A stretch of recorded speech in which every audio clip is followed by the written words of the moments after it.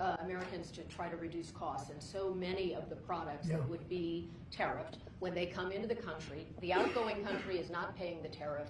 The buyers in the United States pay that, and then that's passed on to consumers in most instances. Sometimes. How would you expect to have prices come down if you have such a broad plan for tariffs? And what do you say to the voters who want to see you reduce everyday costs? Well, let me just tell you that I got elected for a lot of reasons. Number one was the border. Number two was inflation, because I had almost no inflation. And yet I charged hundreds of billions of dollars of tariffs to countries. And think of it, I had almost no inflation and took in $600 billion of money from other countries. And tariffs don't cause inflation, they cause success. They cause big success. So we're going to have great success. There could be some temporary short-term disruption, and people will understand that. I had that when I negotiated some of the good deals for the farmers. And unfortunately, those deals have been led astray by Biden and his people because they didn't enforce the deals.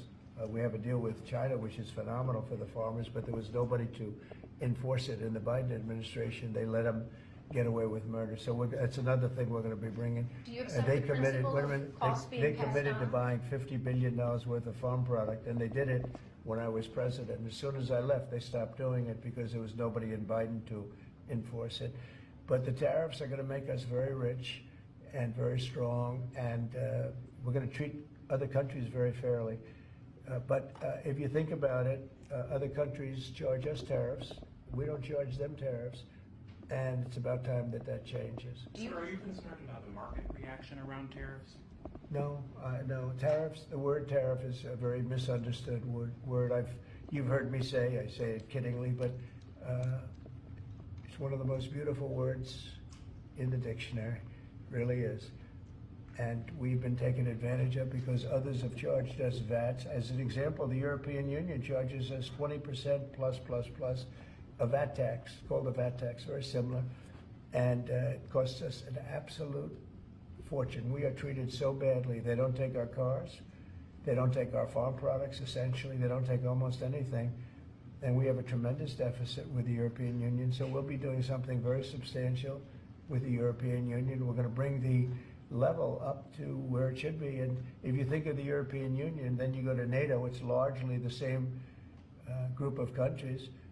Until I came along, I mean, we were paying almost 100% of NATO only to get bad trade deals. And now it's been evened out, but very unfair having to do, it was evened out pretty good. Actually, I did a good job. They paid $440 billion if you look at the Secretary General's report, and he was here recently and he said that. He said one of the most amazing things I've ever seen is what President Trump was able to do with these countries of Europe, of which he was in charge of them, but he couldn't get them to pay. I went over, I said, you got to pay.